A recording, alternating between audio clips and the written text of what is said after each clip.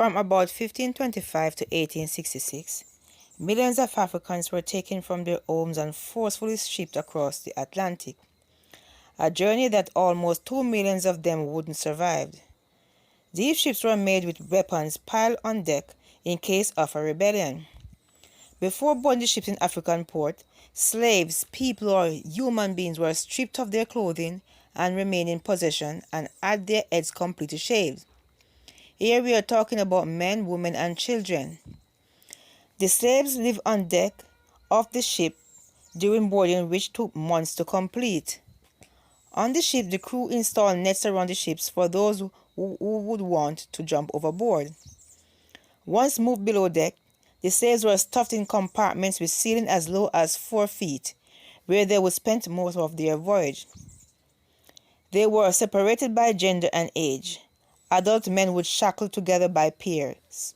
Women were left unshackled, were raped, and sexually abused by a member of the crew. Some got pregnant, sometimes arriving at their destination carrying children of the attacker. Slaves were forced to relieve themselves where they sat, including women who were on their monthly period.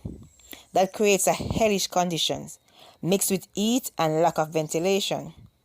So disease started to spread over the ship, like measles, smallpox, influenza, and dysentery. The slaves were forced to entertain the crew members with dance and other activities. Refused to do so, they were whipped and tortured with tools designed to inflict maximum pain.